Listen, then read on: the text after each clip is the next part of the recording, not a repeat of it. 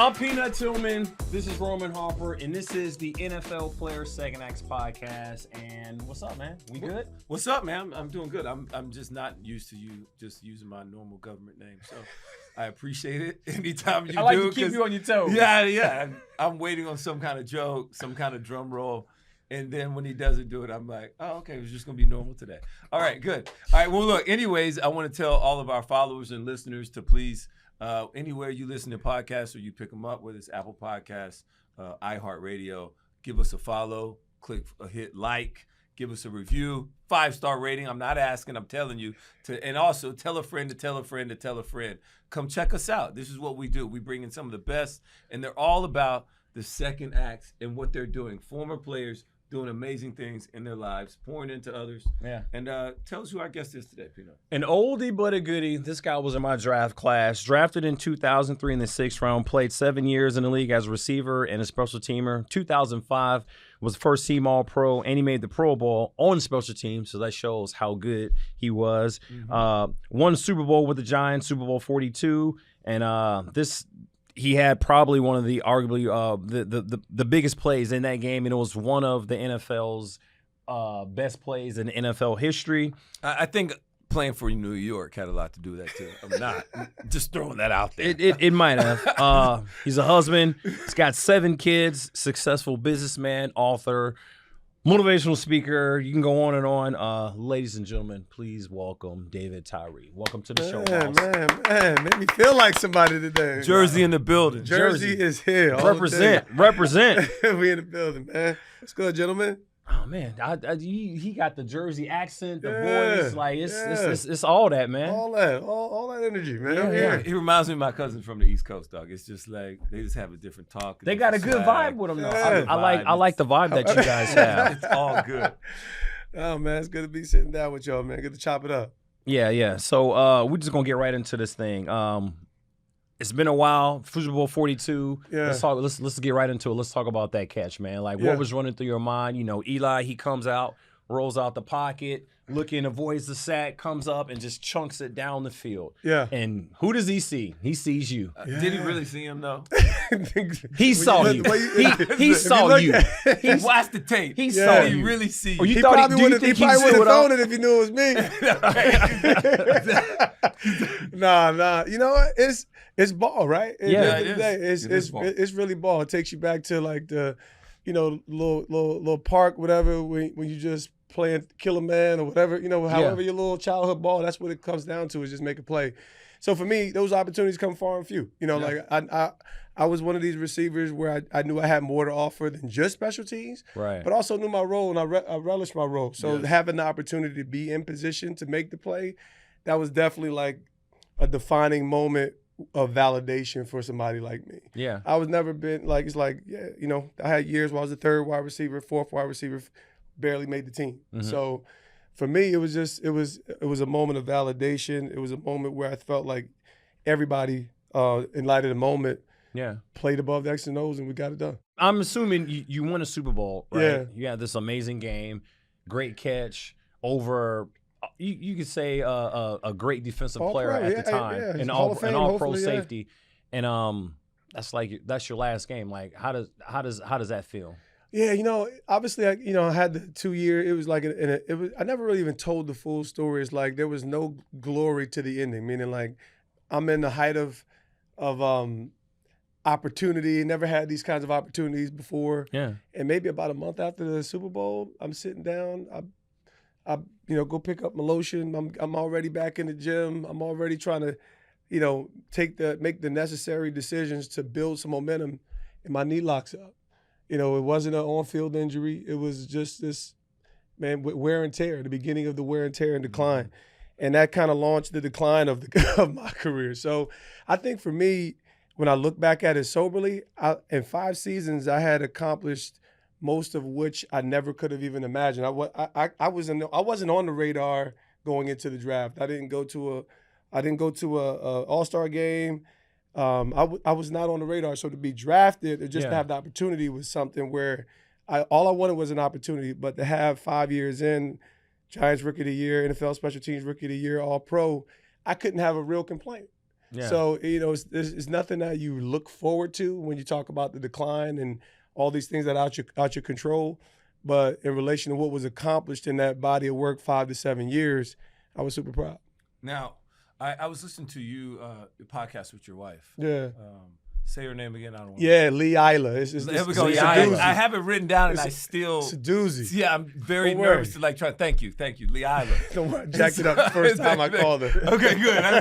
I'm glad you understand. So I appreciate that. Shout out to Lee Isla. Yep. And so you were talking about one time the helmet catch. It was you termed it as a promise from God. Yeah. And you talked about at that moment, your faith was probably more valuable than your ability at that time on the field, at least in other people's terms. Sure. But you continue to stick through it. And now coming full circle with that moment and then writing the book, More Than Just a Catch, and asking Rodney Harrison, the guy that was connected with you forever in this play. Correct. Because he didn't make the play and you made the play, no matter what his opinion is on it, to ask him to write the foreword for you in that book. How did that come about? How did that conversation kind of go? Yeah. Because it was shortly afterwards. I mean, I heard Rodney Harrison talk about he was still in his feelings. He was still very much hurt, really mad and emotional about this whole thing. And he was like, "Nah, bro, that was really luck. It was like there was no skill involved. You were just a couple inches from not even making the play. We wouldn't even know who you are." The shade was serious. Yes. Yeah. I think I'm trying to let the people know the shade was real. He was not in a good place. Yes. And so it wasn't from me. I didn't have a relationship with Rodney. It was actually, the woman who helped me co-write the book had a relationship with, I believe, one of his spiritual connections. Oh, nice. And Rodney's a Christian. And like, listen, it gets like even when you go into the faith realm and sports and people's idea around it gets all muddy. And I never said that God, had ordained the Giants to win. Right. I do believe that God involves himself in the affairs of men. Yes. I believe he has his way and his will in the world, but not in this perfect right. 1 Where plus like 2 picking equals winners 3. and losers. Yeah, I get it. And I think it could be misconstrued. It's after the fact now. So I think we could say right. After the fact, we could say that. But before the fact, and I think maybe there was some misconstrued. But listen, he's a competitor. He's one of the most fiercest competitor at the end of the day. I like stepping away from it. I can understand where he was at. Yeah. But luck, you know what?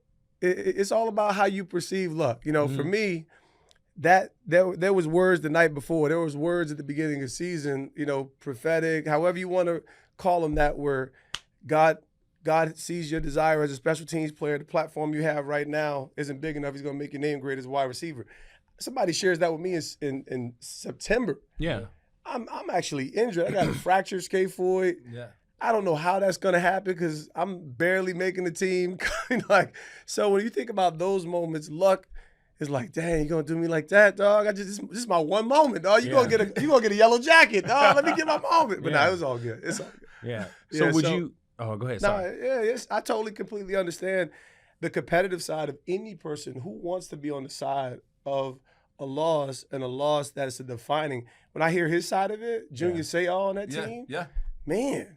So I totally get it, and like I said, I'm fortunate that I would also say too, to add on to, and not just piggyback, but Rodney was coming. I believe when I listened to what he said, that he was coming from this place where, you know what, God doesn't involve himself with like, okay, well, I'm for you guys with the Giants today more than I am for the guys of faith than the Patriots are today. And it's like, well, actually, I don't know if that's true. And so that's where I think the words and everything got misconstrued. How not long between after you two men. Is this? But how long after is this podcast? This interview, was this like right after? Was this like? This is like the book when I came out the next year. So like she reached out. So they made the connections. It's still pretty fresh. It's raw. Yeah. Okay. Bro, it's like open that wounds.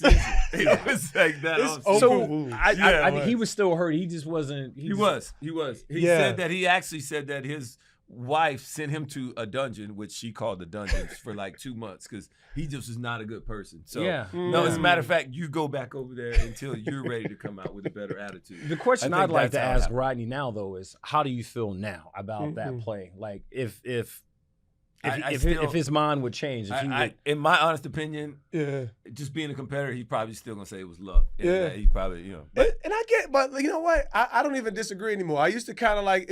I know that it's shade in some way because you could say it in a way where there's respect because. Yeah. Like, there's tons of plays that you might not be able to duplicate. I can't duplicate that. Right. Like, when we talk about the circumstance, Eli Manning escaped 3 Patriot. Come on, man. We know what early Eli was like. Yeah. Early Eli you could blow the wind and Eli would fall on the ground. No, he would definitely. Like early, right? He was not an escape artist. So he was not an escape artist. There was a whole lot of sovereign situation going on, is what all I'm saying. And I think, I'm a dude. I had a 31.5-inch vert coming out. It's like, so it was a lot of different things that came together miraculously. Luck is one of these things where you try to marginalize and minimize somebody's accomplishments in a moment. And I think that's the kind of, because I could call it luck now knowing that I can't do it again, but knowing the true circumstances. Right.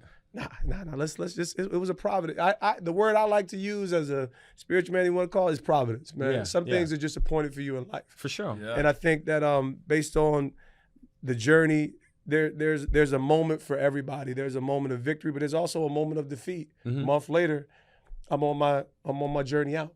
Now, if you could trade that catch in for a longer career, would you do that? No, without a shot. Like, so, when I think about these words that were kind of coming out of nowhere within that year, when I get a chance to tell my story, it actually I wasn't raised in the faith or in the church or things of this nature. So I get a radical experience after my rookie year, arrested, blah, blah, blah. But in college, I'll never forget, I make the dumbest play in sport, and I hit the punter, right? New set it down. So some media dude is. I was wondering you say the dumbest. I'm like, it can't be that bad. Like, oh yeah, that's really the dumb, one, right? Yeah, that's the one. Right. So some media dude is ripping into me about it, and I'm like, listen, man, I'm not trying to, when I play the game, I'm not just trying to be a guy. I'm not just trying to be out there.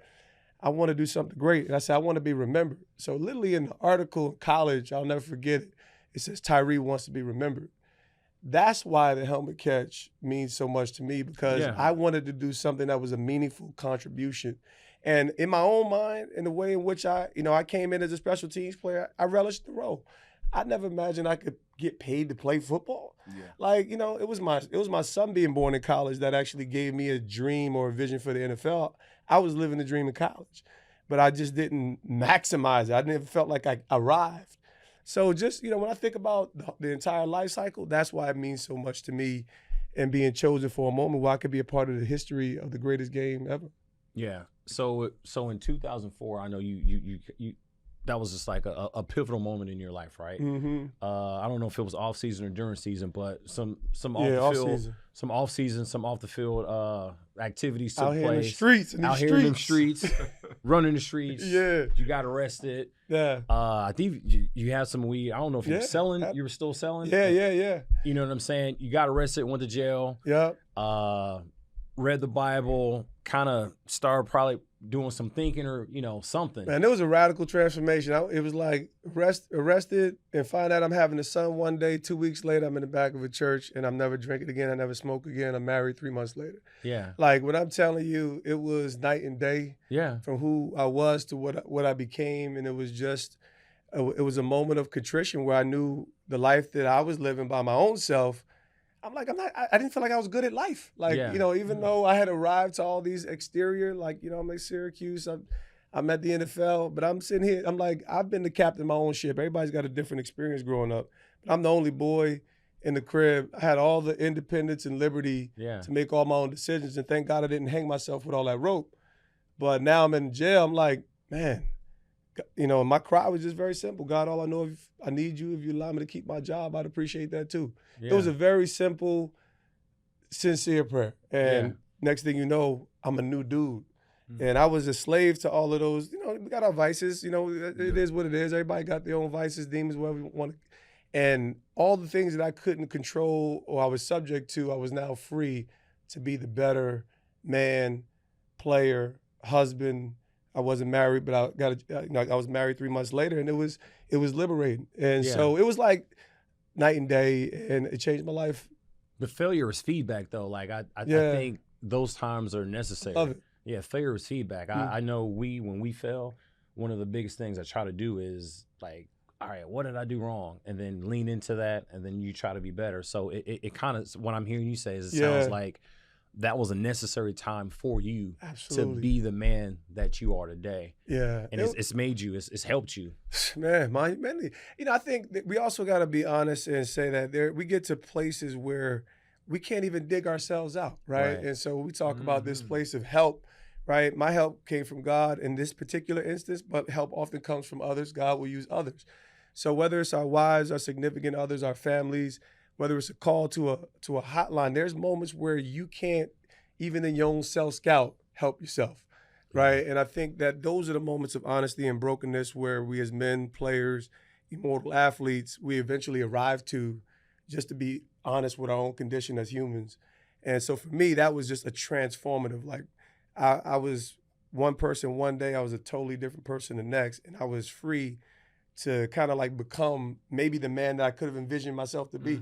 And I think when you I have a child at 21 years old, I grew up in a divorced home. It was terrifying thinking about not being available for my son. Right. I mean, when his mother and I were together, it was so have that free from my conscience. So it's just things like that where you're just 24 years old, got a new lot in life. Yeah. So tell me this, because I'm hearing all these terms and this outlook on life. Sure. And number one is the best thing that happened to me when all of a sudden I was like, all right, I'm done, God, you got it. Yeah. Is that I stopped blaming myself, right? Yeah. Stop blaming myself for all the past, transgressions, the mistakes I made, some of the decisions I was doing on a day-to-day basis. Like, I stopped blaming myself, let go, right? And so that is a freedom part that happens to you. And the other person thing that you said was how important it was that it's not just God, but how he uses other people to maybe influence you. Sure. And I would think one person that's probably been a huge influence on you is your wife, Layla. Yeah. And could you talk about maybe how important she's been on this journey with you? Because like you said, she's been there since day one. Yeah. You guys met at 19. You had your first child by the age of 21. Yeah. I read another thing, you were probably not even that sober at the time. Oh, no, I wasn't. And so I'll let you tell that. Yeah. And so maybe give us a little just an insight on that journey and how important she's been with you throughout it all, because it seems like this is not something you've done by yourself. Amazing. No, I mean, like, the only thing she wasn't, and as far as like, she has been the most consistent, beautiful. I think the two powerful words for me is believing and belonging. And she was one of the first people that just believed in me, right? And that is life-giving, right? And I think we experienced that from coaches, parents, but it's very life-giving. Some people will just walk around, they don't have anybody believing in them, whether it's believing in their dream, believing in who they are as a person, and what their potential is. And so even when we met freshman year, she was special. She was wife material, even though I was a dirtbag, but she believed in me and created that foundation of safety for me. So once we had a child together, I was trying to be better and just didn't possess the ability at the time. Right. So to have the ability to be transformed, the only thing she wasn't was Christian. And I mean, most people think that she kind of like, hey man, did your wife lead you? Like, that would be a good thought, but my transformation kind of led to a greater measure of peace for her. So she saw me radically changed in a way where it's like, man, who are you? Like, so, it was, I'm sure it was first with caution because I've heard her. And my goal from the moment that I could be the man that I envisioned being was to be a position, be an avenue of healing for her too. And so that's what it's been 19 years of, 19 years married, since together since 99, but 19 glorious years married, and she's the rock. Hold on, you got 19 years married, bro. Yeah. All right, man, give me like two things that help this, Yeah. Keep it rock solid. Yeah. All right. So the first thing, it's hard for me to stray away from I lean in on so people talk about the communication. The first thing for us is there's a no way out clause. Okay. Like, and this takes a lot of faith and a lot of love, right? Meaning like she can't lose me. She can't lose me. I said, listen, if you lost your mind, became a drunk old haggard and committed adultery against me, I said, you might be sleeping on the couch for the rest of the marriage, but you can't lose me. And now I'm secure enough in who I am. I'm secure enough in what marriage is to me, but that creates a measure of safety and commitment where there's always the possibility to see restored. If you understand your need for forgiveness, then you understand the need to extend it. So first, that's the first thing. And I think from there, it's just we're really, really transparent in the open lines of communication, whether it's feelings or needs or desires. And I think it's just creating a space where that can exist, right? And that exists at different levels, but you want it to exist in a healthy marriage. So, but we always on one accord. So, you know, like I said, we've been down since day one. Yeah. And that's the true safe I like place. it because you set the guidelines early. Yeah, no way out clause. We ain't out. Hey, listen, where you going? Sign right here. Hey, where you going? Right, we set the areas right here. I like that. And then in between those lines, let's communicate. That's it. All right, let's make it happen. All right, Peanut. So no way out, but y'all got 7 kids, right? I got 4. Yeah, that is got also 4. that's also another no way out clause. Yeah, that's We another tired, no way out. dog. We tired out here in these streets, baby. Yeah. Was that on purpose? You had 7 on purpose? You know what it was? Yeah, I guess so. I guess not getting to the doctor fast I enough. was like, I mean, it's ways around. Yeah, the You funny know, thing is, check it I found though. out a little late. I got 4, and I remember you used to look at me like, it's like, man, you got 4 kids. I thought you was crazy. He thought I was crazy. I did. He got 4 kids. Yeah. I do have 4 kids. Okay. COVID got your boy, dog. Yeah. COVID got your boy. A little extra time on your hands. You know what I mean? Baby was out of diapers, you know what I'm saying? Yeah. Catch his lip. We in the streets. Absolutely. You know what I'm saying? We out here. I stopped the at white 4. feet again. Hey, you know? Listen, I completely understand. Yeah. Yeah. I stopped at 4. Listen, no, it was, you know what? It was messing around. You know, the funny thing is, it was messing around with Sean. Sean Alexander was one of the players that I probably- love Sean Alexander. Roll probably Tide. click with. Yeah. Like, you know, it's, I'll tell you, it's weird now that as you mature, it's weird being the holy dude in the locker room, right? When I say like, and I think I was always sincere, but there's a weird phase of being a devoted believer, right? There's like, well, I'm not at the strip club with the homies. I want to kick it. I want to kick it. Conversations may change Right, around. conversations is changing. For sure. That is a real deal. It's a very normal thing, but it's also like when you, because there's Christians and then there's like really, really, really devoted Christians, right? It's like, and even without the judgment clause, you just trying to find your lane. Yeah. And in that environment, it's a weird transition. So, Right. yeah, just kind of getting back on task is really like, man, though Sean Alexander was one of the people that I really connected with, where we was just easily speaking the same language. And I think it was, and I kind of blame him for having 7 kids, man. He It got was, a lot, too. He kept going. I'm like, Oh, I think his dang. wife said something that inspired my wife.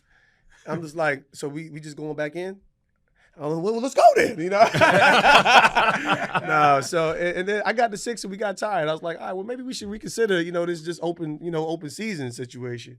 But God got one more out of me, and it's been beautiful. 4 boys, 3 girls, 21 down to 10, and we still grinding in these parental streets. Yeah. That's We awesome. all are. Your youngest is what, 3? 3. Sold 3? Yeah, so dog. 3. He funny. He is. He's a funny kid, bro. I mean, He's COVID kid, man. COVID baby. Listen. He's a pack baby. And then look, when you're the youngest of 4, you just grow up different. We don't have time to really raise you. Listen. You gotta just come on. All Like- facts. Yeah. All facts. You just gotta come The on. youngest Like, is a tough one. yeah, tough. Listen. and They they're the toughest smart. one. They Yeah. know everything. They They figure it know out. everything. Yeah, my And they're young used to being around different conversations from the Oh, older ones. listen, man, and that's exactly.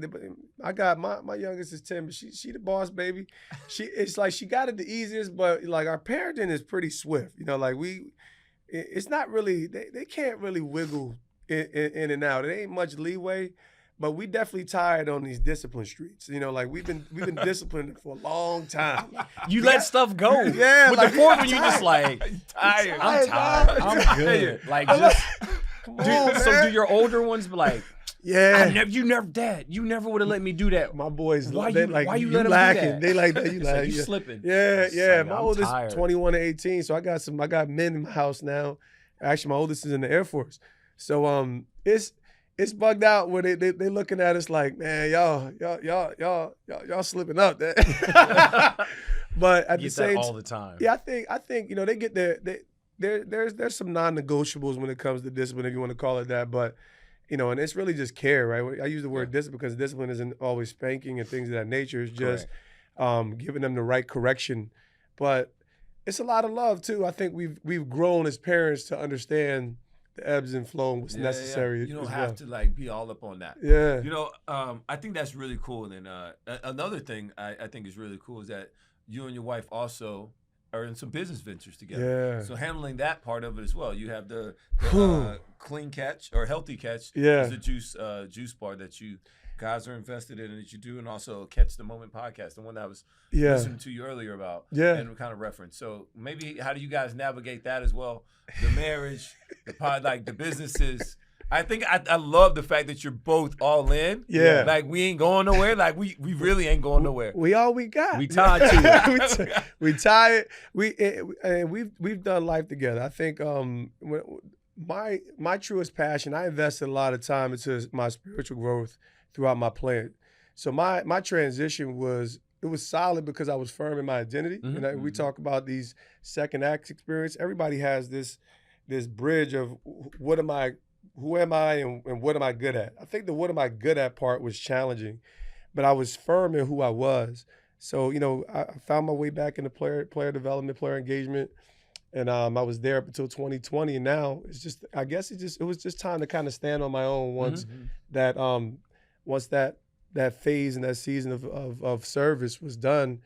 And I felt like the helmet catch, our life, our experience, my aptitude for some, just for the transition leadership development space was enough to stand on its own at this place. So yeah, it started, with the juice concept, because, I think we want to eat healthy, we want to provide opportunities for our family as well as our community. And so we're still in it with that. But you talking about brick and mortar is out here, it'll take your soul. Retail will take your soul, okay? I was in there cold pressing juices, dog, in the middle of COVID. I'm like, this ain't right. I was just in the front office with the home. Right. This ain't right. Nah, I mean, but you do that it returns you to your roots. Yeah. You do what you have to do so you can do what you want to do. Freedom is earned. It's not given. I like that. So it's and I think that's where we're at. Nothing's been given. I've had some great successes and wins and victories, but the perception, right, is far outweighed to what reality presents. And I think we've done things the hard way. We've made hard decisions, 15 years of homeschooling. There's a lot easier ways to do some of the things, but we did what we felt was most valuable. Yeah. So we've always asked this question to a lot of our guests on the show, Mount Rushmore, name 4 individuals that have played a pivotal role in your life. Now, just individuals, just in my own life. Yeah, in your own life. I mean, it's yours. My Mount Rushmore. I'm gonna go. My mother was the foundation in relation to just even sports. We shared the love of sports. My father actually ended up becoming my hero. Was your mom into sports? Did she play? Yeah, she was. She wasn't an athlete. I didn't know her, but she was a sports mom. Yeah. So it was really cool. Like we would watch MLB playoffs. We watch Wimbledon. We watching sports together. My father ended up really he was I grew up in a divorced home, so he was always present, but he just wasn't in the home. Yeah. And he became my hero, and even more so, this was a year, actually, when we kind of came into the business, my dad still works for our business. He still loves to be active and working. And just growing to know my father as a man, he really became my hero. Yeah. I started to see more of the similarities. So mom and dad up there. Will Hicks was my strength coach. And he was, there's nothing sexy about my wide receiver profile. I was just a competitor. At the end of the day, what positioned me for opportunities was my ability to my intellect for the game, and that allowed me to play faster and process the game well. But he was the first person that really was an advocate for me at the college level, so I had to put him on there. And I can't leave my wife out. She's just like that. I mean, it's a one. We are literally one. So I know most people, hopefully most people in their healthy marriages, you start getting the compliments like y'all look alike, y'all saying the same things at the same time, and that's when marriage really becomes beautiful, when people start to see the rewards of what it can be, and I feel like I've continued to experience that with her. So just off the top, without crazy thought, those are the people in my life that have really secured and solidified me. Yeah, hey man, that's beautiful. Yeah, appreciate you coming out, man. That, man. That's awesome. yeah. I give my boy on the bench is Brian Echeverry. He's discipled me for 12 years, so I had to pull him up into the rotation just by virtue of we got. Pull him off the bench. That's the first one we got, though. Yeah. I like pull him off the bench. I like that. I like that. Yeah. But hey, man, that's a wrap. We appreciate you coming on the show. Appreciate it, man. Giving your story, getting it out there. We're here for it, man. Hey, man, you're one of the legends, man. You'll always be remembered for, I guess, the top play in Super Bowl history. What are we guessing? No, not Super Bowl history. Just it's one of the greatest plays in the history of the NFL, like the history of the game. Yeah, 100+ years. Like, that's amazing. Yeah, I'm just starting to get used to talking my talk. What they say, talk your ish. Yeah. Hey, talk it. You've earned it. It's fun, You've earned it. and I've always it's great to be in the conversation period. Right? Correct. But it is fun to listen to some of the arguments from the side. I'm like, nah, man, I got too many factors in this moment. Yeah. For it not to be the best in Super Bowl history, hands down. But I do believe it's so many factors.